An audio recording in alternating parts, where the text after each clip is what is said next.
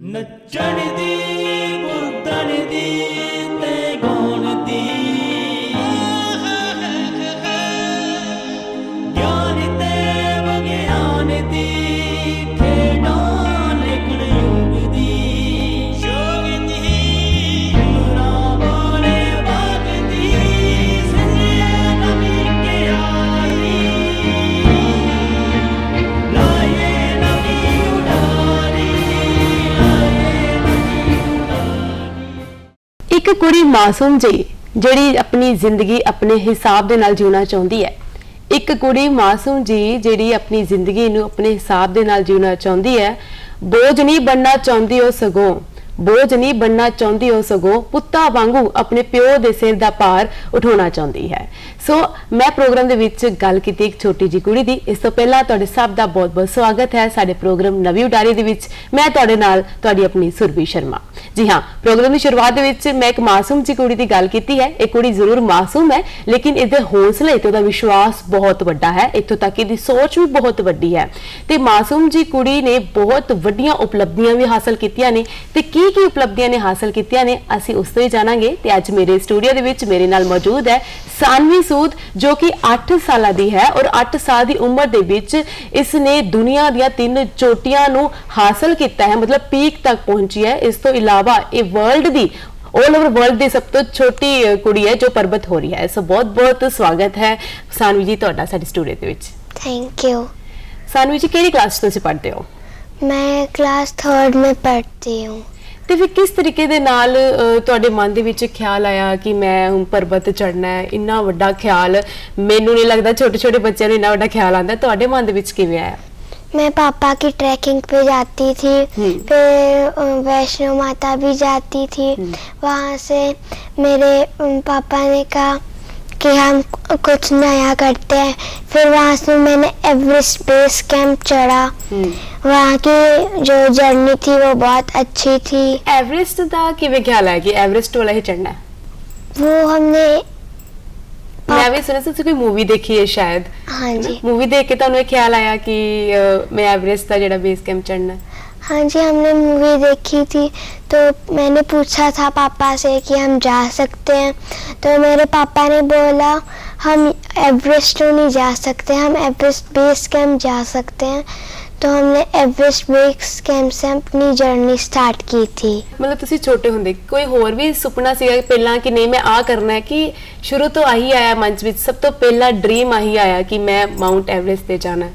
मेरे पापा ने जो उनकी वर्क साइट थी वो करते थे, तो वहीं से उनको लगा कि सानवी कर सकती है, तो उन्होंने फर्स्ट ट्रायल यही लिया कि हम माउंट एवरेस्ट बेस कैंप चढ़ते हैं।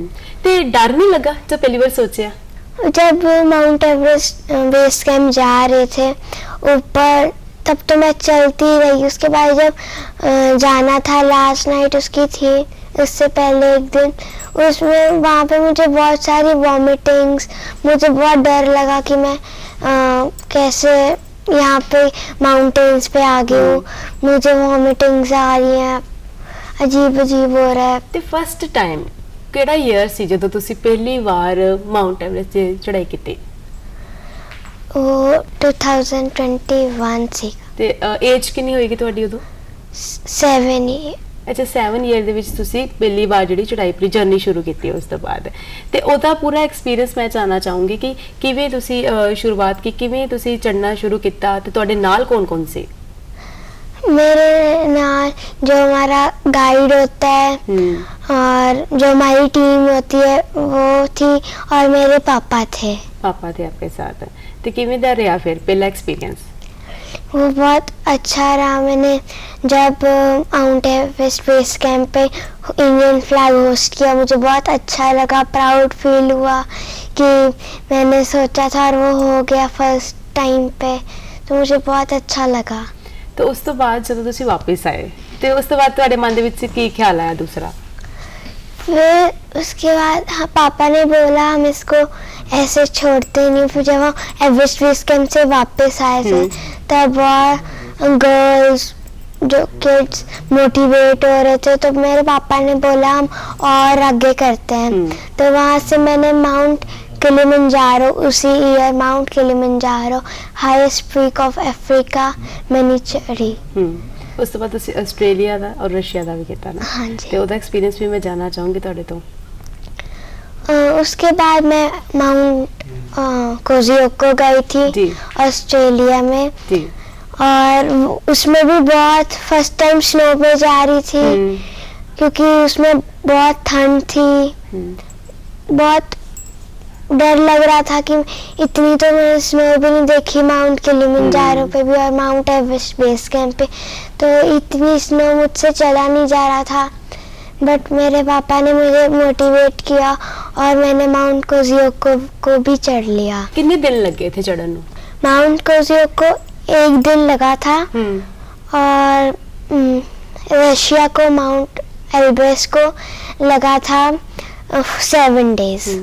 ਸੋ ਅੱਜ ਮੈਂ ਦਰਸ਼ਕਾਂ ਨੂੰ ਦੱਸਦਾ ਕਿ ਅਸੀਂ ਸਾਨਵੀ ਸੂਦ ਦੇ ਥਰੂ ਅਸੀਂ ਅੱਜ ਮਾਊਂਟ ਐਵਰੈਸਟ ਚੜ੍ਹ ਜਾਣਾ ਹੈ, ਕਿਉਂਕਿ ਅਸੀਂ ਤਾਂ ਨਹੀਂ ਚੜ੍ਹੇ ਪਰ ਸਾਨਵੀ ਦੇ ਥਰੂ ਅਸੀਂ ਗੱਲਾਂ ਬਾਤਾਂ ਰਾਹੀਂ ਉੱਤੇ ਮਾਊਂਟ ਐਵਰੈਸਟ ਦੀ ਪੂਰੀ ਚੜ੍ਹਾਈ ਕਰਾਂਗੇ। ਤਾਂ ਅਗਲਾ ਐਕਸਪੀਰੀਅੰਸ ਮੈਂ ਪੁੱਛੂੰਗੀ ਕਿ ਬੜੇ ਲੋਕਾਂ ਦੇ ਮਨ ਦੇ ਵਿੱਚ ਨਾ ਸਵਾਲ ਹੁੰਦਾ ਹੈ ਕਿ ਜਿਹੜੇ ਮਾਊਂਟ ਚੜ੍ਹਦੇ ਨੇ, ਕਲਿਮ ਕਰਦੇ ਨੇ, ਉਹ ਕਿਵੇਂ ਖਾਂਦੇ ਪੀਂਦੇ ਹੋਣਗੇ, ਕਿਵੇਂ ਰਹਿੰਦੇ ਹੋਣਗੇ, ਤੇ ਮੈਂ ਤੁਹਾਡੇ ਤੋਂ ਜਾਣਨਾ ਚਾਹੂੰਗੀ ਕਿ ਤੁਸੀਂ ਫਿਰ ਖਾਂਦੇ ਪੀਂਦੇ ਕਿਸ ਤਰੀਕੇ ਨਾਲ ਸੀਗੇ, ਕਿਉਂਕਿ ਇੰਨੇ ਤਾਂ ਹੈਵੀ ਕੱਪੜੇ ਪਾਏ ਹੁੰਦੇ ਸੀ। ਪਹਿਲਾਂ ਤਾਂ ਦੱਸੋ ਭਾਰ ਕਿਵੇਂ ਸਾਂਭ ਲੈਂਦੇ ਸੀ ਇੰਨੇ ਕੱਪੜਿਆਂ ਦਾ? वहाँ पे ठंड थी तो इतना लगता नहीं था वेट है, मैं चलती रहती थी। ਅੱਛਾ, ਜਦੋਂ ਤੁਸੀਂ ਚੱਲਦੇ ਹੋ ਫਿਰ ਤੁਹਾਨੂੰ weight ਮਹਿਸੂਸ ਨਹੀਂ ਹੁੰਦਾ? ठंड थी तो नहीं है। ਤੇ ਆਕਸੀਜਨ ਸਿਲੰਡਰ ਵੀ ਤਾਂ ਹੁੰਦਾ ਨਾਲ, ਉਹਦਾ ਭਾਰ? वो सब बैग में कैरी करके वो सब करके जाना होता है, तो कर लेती हूँ, उसका भार इतना ज़्यादा नहीं होता। ਅੱਛਾ, ਮਤਲਬ ਤੁਹਾਨੂੰ ਫੀਲ ਨਹੀਂ ਹੁੰਦਾ ਜਦੋਂ ਤੁਸੀਂ ਉੱਪਰ ਕਲਿਮ ਕਰਦੇ ਹੋ? ਤੇ ਜਦੋਂ ਤੁਹਾਨੂੰ ਭੁੱਖ ਲੱਗ ਜਾਏ ਫਿਰ ਤੁਸੀਂ ਕਿਸ ਤਰੀਕੇ ਦੇ ਨਾਲ ਜਿਹੜਾ ਤੁਸੀਂ ਆਪਣਾ ਕਵਰ ਕੀਤਾ ਹੁੰਦਾ ਉਹ ਸਾਰਾ ਉਤਾਰ ਕੇ ਫਿਰ ਖਾਂਦੇ ਪੀਂਦੇ ਕੁਝ ਕਿੱਦਾਂ? वो पहले जो हमारी कैप होती है उसको थोड़ा सा नीचे करके खा के पी के फिर ऊपर करके चलती हूँ। और जब कैंप्स होते हैं उसमें भी खाना पीना टेंट्स में होता है, टेबल लगा होता है, जो चीजें वहाँ पे होंगी, फ्रूट्स वेजिटेबल्स, वो खानी पड़ती है। ਤੇ ਇਹ ਤੁਸੀਂ ਖੁਦ ਕਰਦੇ ਹੋ ਕਿ ਤੁਹਾਡੇ ਨਾਲ ਕੋਈ ਹੈਲਪ ਕਰਾਂਦਾ ਤੁਹਾਡੀ? मेरे पापा मेरे नाल हेल्प करवाते हैं खाना पीने का। ਖਾਣੇ ਪੀਣੇ के लिए, क्योंकि ਤੁਸੀਂ ਗਲਵਸ ਵਗੈਰਾ ਕਾਫੀ ਪਹਿਨੇ ਹੁੰਦੇ ਨਾ, ਮੈਂ ਸੁਣਿਆ ਵੀ ਹੈ। ਇਸ ਤੋਂ ਇਲਾਵਾ ਤੁਸੀਂ ਉੱਥੇ ਤਾਂ ਇੰਨਾ ਸਾਰਾ ਤੂਫਾਨ ਵੀ ਆਉਂਦਾ ਹੈ ਨਾ, ਸਨੋ ਹੁੰਦੀ ਹੈ ਤੇ ਰੌਕਸ ਡਿੱਗਣ ਦਾ, ਪੱਥਰ ਡਿੱਗਣ ਦਾ ਵੀ ਬਹੁਤ ਡਰ ਰਹਿੰਦਾ ਹੈ। ਤੇ ਇਹ ਨਹੀਂ ਕਦੇ ਤੁਹਾਨੂੰ ਖਿਆਲ ਆਇਆ ਕਿ ਬਾਈ ਚਾਂਸ ਜੇ ਮੈਂ ਉੱਥੇ ਜਾਵਾਂ ਅਗਰ ਕੋਈ ਤੂਫਾਨ ਆ ਜਾਏ ਤੇ ਫਿਰ ਮੈਂ ਫਸ ਗਈ, ਫਿਰ ਕੀ ਹੋਏਗਾ? नहीं, जब भी मैं माउंट किलिमंजारो हो गया, माउंट एल्ब्रेस्ट, उससे पहले मैं सोचती हूँ कि ये मैं कर सकती हूँ। फिर जब मैं ट्रैकिंग स्टार्ट ये जो माउंट एल्ब्रेस्ट था उसमें जो हमारा गाइड था बार बार बोल रहे थे कि वेदर बहुत इशू है, ऊपर बहुत ठंड पड़ रही है, बट मैंने कर लिया। मैं उन्होंने बेस्ट डे बताया था, वो ठीक है, बट उसमें भी विंड चल रही थी तो अजीब सा वेदर में, बट जब ठंड होती है उन्होंने मुझसे मेरे साथ रस्सी बांधी होती है। अच्छा। अगर वो नहीं रुकेंगे तो मैं कैसे रुक पाऊंगी, तो मैं भी चलती गई। फिर ਤੇ ਜਿੰਨੇ ਵੀ ਤੁਸੀਂ ਹੁਣ ਤੱਕ ਮਾਊਂਟ ਚੜ੍ਹ ਚੁੱਕੇ ਹੋ ਤੇ ਇਨ ਸਭ ਦੇ ਵਿੱਚ ਤੁਹਾਡੇ ਫਾਦਰ ਤੁਹਾਡੇ ਨਾਲ ਰਹੇ ਸੀ? हाँ जी, जो माउंट एवरेस्ट की नाइट थी उसमें पापा मुझे बोल रहे थे कि मैं आपके पीछे आ रहा हूँ, बट वो मेरे साथ ऊपर नहीं गए। अच्छा, ऐसा क्यों? क्योंकि उनके वो पता नहीं, मैं ऊपर चली गई थी थोड़ा सा ऊपर और वो नीचे ही गिर गए थे, तो अच्छा। उनके कोई लेग में इश्यू हो गया था, तो अगर वो और ऊपर जाते तो उनके फिर ऊपर से नीचे आना और भी मुश्किल होता। तो हमने पापा वहीं से चले गए और मुझे ये नहीं पता था कि वो मेरे नहीं आ रहे। ਫਿਰ ਜਦੋਂ ਤੁਹਾਨੂੰ ਪਤਾ ਲੱਗਾ ਕਿ ਤੁਹਾਡੇ ਪਾਪਾ ਤੁਹਾਡੇ ਨਾਲ ਨਹੀਂ ਹੈ ਫਿਰ ਤੁਹਾਨੂੰ ਇਦਾਂ ਤਾਂ ਨਹੀਂ ਹੋ ਗਿਆ, ਹੌਸਲਾ ਤਾਂ ਨਹੀਂ ਟੁੱਟ ਗਿਆ ਹੁਣ ਮੈਂ ਕੀ ਕਰੂੰਗੀ, ਮੈਂ ਜਾਂ ਇਕੱਲੀ ਰਹਿ ਗਈ ਕਿ ਪਾਪਾ नहीं है ਨਾਲ? ਫਿਰ ਕਈ ਵਾਰ ਹੌਸਲਾ ਟੁੱਟ ਜਾਂਦਾ, ਇਦਾਂ ਤਾਂ ਨਹੀਂ ਹੋਇਆ ਸੀ? मुझे जब मैं पहुंच गई थी तब मुझे वो टॉप पे जाके पता चली बात कि पापा मेरे साथ नहीं आ रहे। तो मैंने कहा कि हम इतनी ऊपर आ गए, अब मैं नीचे कैसे जाऊं, अब बहुत पास है तो मैं करना ही होगा। तो फिर मैं वहीं से चल पड़ी। ਤੇ ਸਾਨਵੀ ਤੇ ਕੋਲ ਬਹੁਤ ਹੌਸਲਾ ਸੀਗਾ ਤੇ ਸਾਨਵੀ ਕਹਿੰਦੀ ਹੁਣ ਅਸੀਂ ਬਹੁਤ ਉੱਚੇ ਪਹੁੰਚ ਚੁੱਕੇ ਹਾਂ ਤੇ ਹੁਣ ਵਾਪਸ ਜਾਣ ਦਾ ਕੋਈ ਇਰਾਦਾ ਨਹੀਂ ਹੈ, ਸੋ ਇਸ ਤੋਂ ਵੀ ਉੱਪਰ ਮੈਂ ਜਾਊਂਗੀ। ਹੁਣ ਫਾਦਰ ਸਾਹਿਬ ਦੀ ਬਲੇਸਿੰਗਸ ਜੋ ਨਾਲ ਸੀਗੀਆਂ, ਸੋ ਫਿਰ ਸਾਨਵੀ ਨੇ ਉੱਪਰ ਜਾ ਕੇ ਫਤਿਹ ਚੋਟੀ ਕਰ ਲਈ, ਹੈ ਨਾ। ਹਾਂਜੀ। ਤੇ ਉਸ ਤੋਂ ਬਾਅਦ ਨੀਚੇ ਆਂਦਾ ਪੁੱਛੂੰਗੀ ਪ੍ਰੋਸੈਸ, ਕਿਉਂਕਿ ਹੁਣ ਅਸੀਂ ਤਾਂ ਗਏ ਨਹੀਂ, ਹੁਣ ਤੁਹਾਡੇ ਥਰੂ ਹੀ ਅਸੀਂ ਸਾਰਾ ਪ੍ਰੋਸੈਸ ਜਾਣਾਂਗੇ, ਕਿਵੇਂ ਚੜ੍ਹਦੇ ਆ, ਕਿਵੇਂ ਨੀਚੇ ਉਤਰਦੇ ਆ, ਤੇ ਕਿਵੇਂ ਮਤਲਬ ਨੀਚੇ ਵੀ ਤੁਸੀਂ ਪੈਦਲ ਖੁਦ ਹੀ ਉਤਰ ਕੇ ਆਉਂਦੇ ਹੋ ਫਿਰ, ਜਾਂ ਫਿਰ ਕੋਈ ਆ ਕੇ ਤੁਹਾਨੂੰ ਲੈ ਜਾਂਦਾ ਹੈਲੀਕਾਪਟਰ ਦੇ ਥਰੂ? नहीं, हर टाइम हमें खुद ही नीचे आना पड़ता है, क्योंकि जो ऊंचाई होती है वो बहुत ऊपर होती है। हेलीकॉप्टर इतनी ऊपर हो नहीं सकते क्योंकि विंड होती है बहुत, तो फिर हमें खुद ही नीचे आना पड़ता है। ਤੇ ਕਿਵੇਂ ਦਾ ਲੱਗਾ ਜਦੋਂ ਇੰਨੇ ਸਾਰੇ ਤੁਹਾਡੇ ਨਾਲ ਵੱਡੇ ਵੱਡੇ ਮਤਲਬ ਤੁਹਾਡੇ ਤੋਂ ਵੱਡੀ ਉਮਰ ਦੇ ਲੋਕ ਤੁਹਾਡੇ ਨਾਲ ਸੀ ਤੇ ਤੁਸੀਂ ਇਕੱਲੇ ਛੋਟੇ ਜਿਹੇ ਸੀਗੇ, ਸੇ ਕੋਈ ਪਰੇਸ਼ਾਨੀ ਤਾਂ ਨਹੀਂ ਹੋਈ? नहीं, मैं अपने गाइड था। पापा ने बेस्ट गाइड किए हुए थे जिन्होंने एवरेस्ट बहुत बार चढ़ा हुआ है, तो मैं उनके साथ नीचे आती गई। मैंने किसी की तरफ अपना माइंड नहीं किया, बस मैं आती रही। ਜਦੋਂ ਤੁਸੀਂ ਇੱਕ ਮਾਊਂਟੇਨ ਕਲਿਮ ਕਰਦੇ ਹੋ, ਚੜ੍ਹ ਜਾਂਦੇ ਹੋ, ਫਿਰ ਤੁਹਾਡੇ ਮਨ ਦੇ ਵਿੱਚ ਕਿਹੋ ਤਰ੍ਹਾਂ ਦੇ ਖਿਆਲ ਆਉਂਦੇ ਨੇ? ਤੁਹਾਡੇ ਮਨ ਦੇ ਵਿੱਚ ਵੀ ਇਹੋ ਜਿਹੇ ਵੱਖਰੇ ਵੱਖਰੇ ਤਰ੍ਹਾਂ ਦੇ ਖਿਆਲ ਕੀ ਸੋਚਦੇ ਹੋ? ਕਿੰਨੇ ਸਾਰੇ ਖਿਆਲ ਆਉਂਦੇ ਕਿ ਜੇ ਬਾਈ ਚਾਂਸ ਮੇਰਾ ਪੈਰ ਸਲਿਪ ਹੋ ਗਿਆ, ਚਲੋ ਇਦਾਂ ਨਾ ਹੋਵੇ, ਐਸੇ ਖਿਆਲ ਵੀ ਕਈ ਵਾਰ ਆ ਜਾਂਦੇ ਆ, ਫਿਰ ਉਦੋਂ ਤੁਸੀਂ ਆਪਣੇ ਆਪ ਨੂੰ ਕਿਵੇਂ ਮੋਟੀਵੇਟ ਕਰਦੇ ਹੋ, ਕਿਵੇਂ ਸਟਰੋਂਗ ਕਰਦੇ ਹੋ?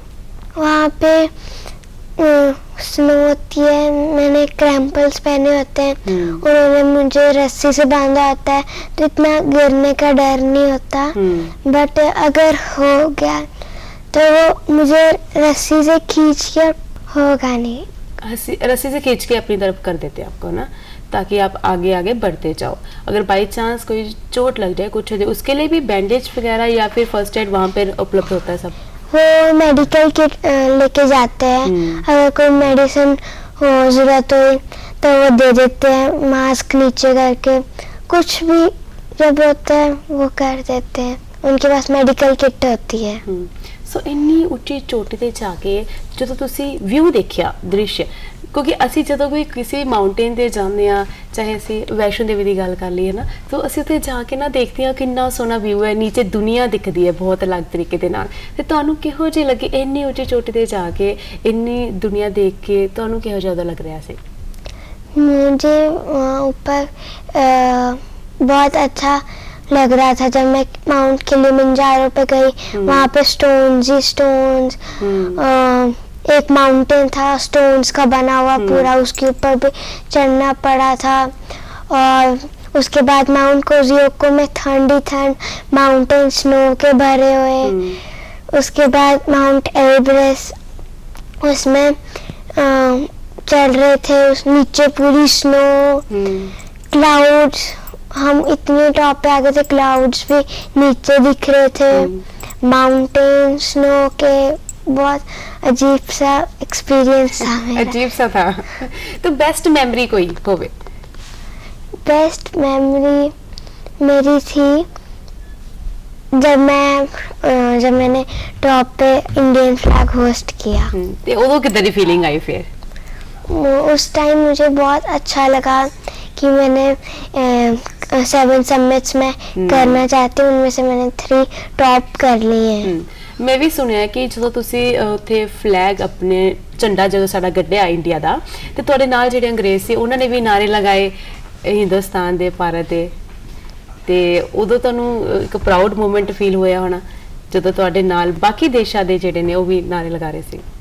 हाँ जी, मुझे बहुत प्राउड फील हुआ कि वो दूसरी कंट्रीज के थे, वो भी हमारे साथ इंडिया का कर रहे हैं, तो मुझे बहुत अच्छा फील हुआ।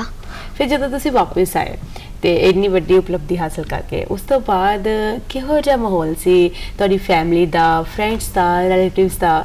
ਕਿਵੇਂ ਕਿਵੇਂ ਦੇ ਤੁਹਾਨੂੰ ਮਤਲਬ ਕਹਿੰਦੇ ਨਾ ਪ੍ਰੇਮ ਮਿਲਿਆ, ਬਲੇਸਿੰਗਸ ਮਿਲੀਆਂ ਫਿਰ? मेरे जो सोसाइटी थी उसमें उन्होंने बहुत सब कुछ किया, और उसके बाद मेरी मम्मा ने डेकोरेशन की हुई थी। मुझे होम में जाके बहुत याद आ रही थी, तो मैंने बहुत अच्छा फील हुआ कि मैं वापस करके आ गई, फिर से अब घर आ गई हूँ, बहुत अच्छा फील हुआ। उसके बाद जब मैं स्कूल जाती हूँ मेरे फ्रेंड्स भी बोलते हैं वाओ कैसे कर लिया। तो बस ऐसे ही ਫਿਰ ਤੁਸੀਂ ਆਪਣੇ ਫਰੈਂਡਸ ਨੂੰ ਦੱਸਦੇ ਹੁੰਦੇ ਹੋ ਕਿਵੇਂ ਤੁਸੀਂ ਉੱਪਰ ਚੜੇ ਕੀਤਾ ਸਾਰਾ ਕੁਝ? ਕਿਉਂਕਿ ਫਰੈਂਡਸ ਤਾਂ ਬਹੁਤ ਜਾਣਨ ਨੂੰ ਉਤਸੁਕ ਹੁੰਦੇ ਆ ਨਾ ਕਿ ਸਾਡੇ ਨਾਲ ਦਾ ਦੋਸਤ ਗਿਆ ਹੈ ਤੇ ਉਹ ਕਿੱਦਾਂ ਉਹਨੇ ਕੀਤਾ ਹੋਏਗਾ, ਕਿਵੇਂ ਚੜਿਆ, ਕਿਵੇਂ ਦੀ ਬਰਫ਼ ਸੀ। ਕਈ ਵਾਰ ਇਦਾਂ ਦੇ ਸਵਾਲ ਵੀ ਪੁੱਛੇ ਜਾਂਦੇ ਆ। हाँ जी। ਤੁਹਾਡੇ ਦੋਸਤਾਂ ਨੇ ਵੀ ਅਜੇ ਸਵਾਲ ਪੁੱਛੇ? हाँ जी, मेरे दोस्तों ने भी ऐसे ही सवाल पूछे थे। ਤੇ ਹੋਰ ਕਿੱਥੋਂ ਤੁਸੀਂ ਇਨਸਪਾਇਰ ਹੁੰਦੇ ਹੋ? ਕੋਈ ਹੈ ਐਸਾ ਕੋਈ ਮਾਊਂਟ ਕਲਿਮ ਕਰਨ ਵਾਲਾ ਜਿਹਨੂੰ ਦੇਖ ਕੇ ਤੁਸੀਂ ਇਨਸਪਾਇਰ ਹੋ ਕਿ ਫਾਦਰ ਸਾਹਿਬ ਵੀ ਪਾਪਾ ਦੇ ਸਾਥ ਦੇਖ ਕੇ ਆਗੇ ਬੜੇ ਤੇਰੇ? ਇਹ ਤੋਂ ਇਲਾਵਾ ਤੁਹਾਡੇ ਕੀ ਸ਼ੌਂਕ ਨੇ, ਕਿਹੋ ਜਿਹੇ? ਕਿਉਂਕਿ ਦੇਖੋ ਤੁਹਾਡੀ ਇੱਕ ਤਾਂ ਉਮਰ ਛੋਟੀ ਜਿਹੀ ਹੈ, ਮੈਨੂੰ ਤਾਂ ਦੇਖ ਕੇ ਹੈਰਾਨੀ ਹੋਈ ਜਾ ਰਹੀ ਹੈ ਤੇ ਮੈਂ ਆਪਣੀ ਉਮਰ ਦੇਖਾਂ ਤੇ ਇਹਨਾਂ ਦੀ ਉਮਰ ਦੇਖਾਂ ਤੇ ਤੁਹਾਡੀ ਉਮਰ ਦੇ ਵਿੱਚ ਤਾਂ ਅਸੀਂ ਸੋਚ ਵੀ ਨਹੀਂ ਸਕਦੇ ਪਹਾੜ ਚੜ੍ਹਨ ਦਾ। ਅਸੀਂ ਤਾਂ ਬਸ ਗੇਮਾਂ ਜਾਂ ਖੇਡਾਂ ਦੇ ਵਿੱਚ ਹੀ ਰੁੱਝੇ ਰਹਿੰਦੇ ਆ, ਪਰ ਤੁਸੀਂ ਇੰਨੀ ਵੱਡੀ ਸੋਚ ਰੱਖੀ। ਤੇ ਇਸ ਤੋਂ ਇਲਾਵਾ ਤੁਹਾਡਾ ਕੀ ਇੰਟਰਸਟ ਹੈ ਜਿਹੜਾ ਤੁਹਾਨੂੰ ਕਰਨ ਦਾ ਬਹੁਤ ਮਜ਼ਾ ਆਉਂਦਾ ਹੈ? मुझे स्केचिंग बनाना बहुत पसंद है और मुझे फुटबॉल और बास्केटबॉल भी बहुत खेलना पसंद है। और मैं बड़े होके जब बनना चाहती हूँ वो है एयर इंडियन पायलट। अच्छा, पायलट बनने का सुपना ਤੁਹਾਡਾ? हाँ जी। क्या बात है। ਤੇ ਹੁਣ ਜਿਹੜਾ ਤੁਹਾਡਾ ਨੈਕਸਟ ਪ੍ਰੋਜੈਕਟ ਹੈ ਜਾਂ ਕਹਿ ਲਾਂ ਪਲਾਨ ਹੈ ਉਹ ਕੀ ਹੈ ਤੁਹਾਡਾ? मेरा नेक्स्ट प्लान है माउंट अकुंगा, साउथ अमेरिका। अच्छा, साउथ अमेरिका ਤੇ ਜਾਣਾ ਤੁਸੀਂ ਹੁਣ। ਤੇ ਪ੍ਰੈਕਟਿਸ ਵੀ ਮੈਂ ਜ਼ਰੂਰ ਪੁੱਛੂੰਗੀ ਕਿ ਤੁਸੀਂ ਕਿਸ ਤਰੀਕੇ ਦੇ ਨਾਲ ਇਹ ਸਾਰੀ ਪ੍ਰੈਕਟਿਸ ਕਰਦੇ ਹੋ ਮਾਊਂਟਸ ਤੇ ਚੜ੍ਹਨ ਦੀ?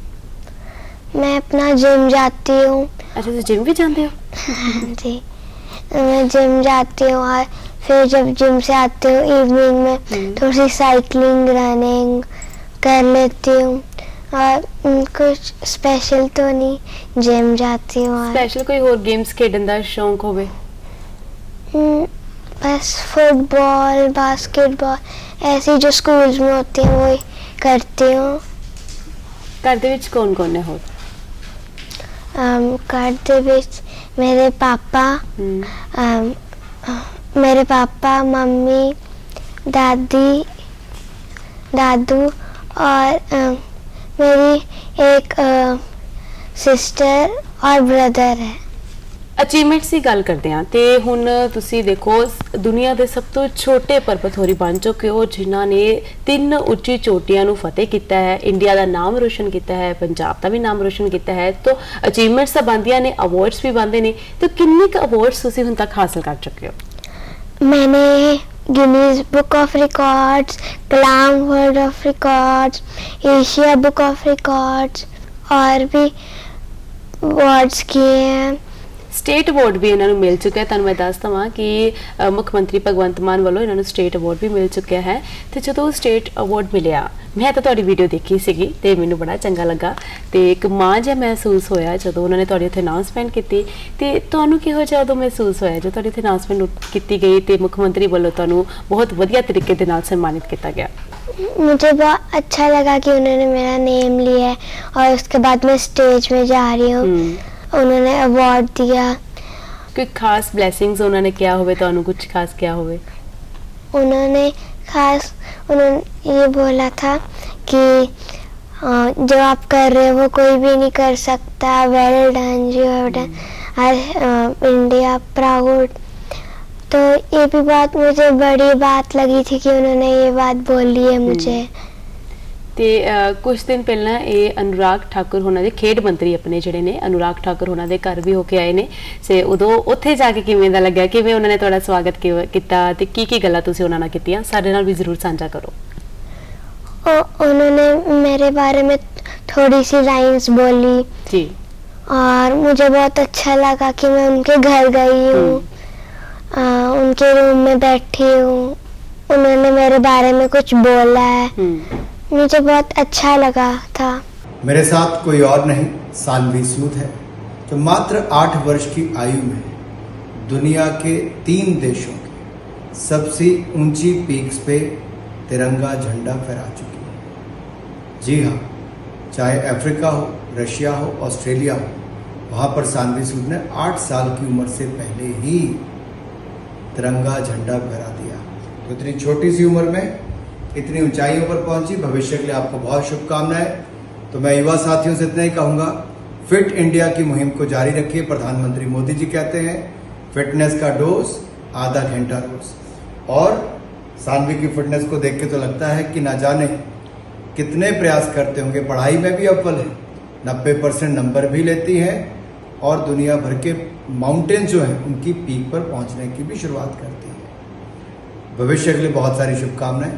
जय हिंद। ਇਸ ਤੋਂ ਇਲਾਵਾ ਵੀ ਕੋਈ ਹੋਰ ਅਚੀਵਮੈਂਟਸ ਤੁਸੀਂ ਹਾਸਲ ਕੀਤੀਆਂ ਨੇ? हाँ जी, जब मैं रोपर जाती हूँ उसमें मुझे कोई अवार्ड्स देते हैं। ਮੈਂ ਦਰਸ਼ਕਾਂ ਨੂੰ ਦੱਸ ਦਵਾਂ ਕਿ ਸਾਨਵੀ ਸੂਦ ਦੀ ਉਮਰ ਚਾਹੇ ਛੋਟੀ ਹੈ ਲੇਕਿਨ ਇਸ ਦੀ ਸੋਚ ਬਹੁਤ ਵੱਡੀ ਹੈ।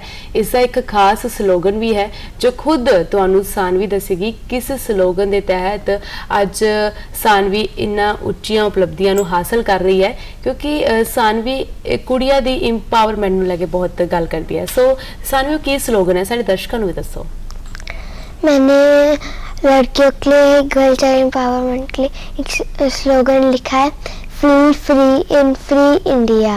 ਤੇ ਇੰਨੇ ਵੱਡੀ ਜਿਹੜਾ ਤੁਸੀਂ ਸਲੋਗਨ ਲਿਖਿਆ ਇਹ ਬਹੁਤ ਵੱਡੀ ਸੋਚ ਹੁੰਦੀ ਹੈ, ਇਸ ਲਈ ਮੈਂ ਵੀ ਤੁਹਾਨੂੰ ਸਲਾਮ ਕਰਦੀ ਹਾਂ। ਤੇ ਕਿਵੇਂ ਇੰਨੀ ਵੱਡੀ ਸੋਚ ਤੁਹਾਡੇ ਮਾਈਂਡ 'ਚ ਆਈ, ਖੁਦ ਆਈ, ਕੀ ਦੇਖਿਆ ਤੁਸੀਂ ਕਿ ਤੁਸੀਂ ਇਹ ਸਭ ਸੋਚਿਆ? मैंने जब मैं जाती थी तो वहाँ पे बहुत सारी गर्ल्स, जब मैं वापस आई तो बहुत सारी गर्ल्स मोटिवेट हुई। तो वहाँ से मुझे लगा कि ये स्लोगन परफेक्ट है, feel free in free India. India. हाँ जी। ਤੇ ਕਿਸ ਤਰੀਕੇ ਦੇ ਨਾਲ ਤੁਸੀਂ ਮਦਦ ਵੀ ਕਰਦੇ ਹੋ ਕਾਫੀ ਲੜਕੀਆਂ ਦੀ ਮੋਟੀਵੇਟ ਕਰਨ ਨੂੰ? ਜੇ ਬਾਈ ਚਾਂਸ ਦਾ ਕੋਈ ਆ ਜਾਂਦਾ ਤੁਹਾਡੇ ਕੋਲ ਉਹਨੂੰ ਮੋਟੀਵੇਟ ਕਰਨਾ ਹੁੰਦਾ, ਕੀ ਕਹਿੰਦੇ ਹੋ ਉਹਨਾਂ ਨੂੰ? उनको किसी चीज़ की भी नीड होती है तो हमने उनके लिए उनको कुछ खाना दे देते हैं, खाना, जो पानी, इतनी गर्मी में तो उनको ये सब दे देते हैं और थोड़ी सी उनको मनी दे देते हैं। ਜੋ ਬੱਚੇ ਐਜੂਕੇਸ਼ਨ ਨਹੀਂ ਕਰ ਪਾਉਂਦੇ ਹੈ ਨਾ, ਤੁਸੀਂ ਉਹਨਾਂ ਦੀ ਹੈਲਪ ਵੀ ਕਰਦੇ ਹੋ। ਸੋ ਨਿੱਕਰੀ ਉਮਰ 'ਚ ਹੀ ਸਾਨਵੀ ਸੂਦ ਬਹੁਤ ਵੱਡਾ ਕੰਮ ਕਰਦੀ ਹੈ। ਸੋ ਇਹਨਾਂ ਦੀ ਸੋਚ ਨੂੰ ਸਲਾਮ ਕਰਨਾ ਤਾਂ ਬਣਦਾ ਹੈ। ਇਸ ਨਾਲ ਸਾਨਵੀ ਮੈਂ ਜਾਣਨਾ ਚਾਹੂੰਗੀ ਤੁਹਾਡੀ ਡੇਲੀ ਦੀ ਰੂਟੀਨ ਕੀ ਹੈ, ਕਿਉਂਕਿ ਜਦੋਂ ਵੀ ਅਸੀਂ ਕੋਈ ਬਹੁਤ ਵੱਡੀ ਚੀਜ਼ ਕਰਦੇ ਹਾਂ ਨਾ, ਉਹ ਮਾਊਂਟੇਨ ਚੜ੍ਹਨਾ ਕੋਈ ਸੌਖੀ ਗੱਲ ਤਾਂ ਹੈ ਨਹੀਂ ਕਿ ਇਸ ਲਈ ਤੁਹਾਡੇ ਸਰੀਰ ਦਾ ਫਿੱਟ ਹੋਣਾ ਵੀ ਬਹੁਤ ਜ਼ਰੂਰੀ ਹੈ। ਪਰ ਤੁਸੀਂ ਸਾਨੂੰ ਦੱਸਿਆ ਕਿ ਤੁਸੀਂ ਡੇਲੀ ਖੇਡਦੇ ਵੀ ਹੋ, ਫੁੱਟਬਾਲ ਵੀ ਕਰਦੇ ਹੋ, ਸਾਈਕਲਿੰਗ ਵੀ ਕਰਦੇ ਹੋ। ਇਸ ਤੋਂ ਇਲਾਵਾ ਮਾਈਂਡ ਨੂੰ ਕਿਵੇਂ ਤੁਸੀਂ ਪੋਜ਼ਿਟਿਵ ਕਰਦੇ ਹੋ? ਕੋਈ ਖਾਸ ਟ੍ਰਿਕ ਹੈ? योगा वगैरह भी करते हो या कोई मेडिटेशन भी करते हो? ऐसी चीज़ें तो नहीं। पहले मैं स्कूल जाती हूँ, उसके बाद स्कूल से वापस आती हूँ, थोड़ी देर अपना बहुत, क्योंकि स्कूल में बहुत हेक्टिक हो जाता है, उसके बाद थोड़ी देर रेस्ट कर लेती हूँ, उसके बाद जिम चली जाती हूँ, उसके बाद वापस आके रनिंग वगैरह करके।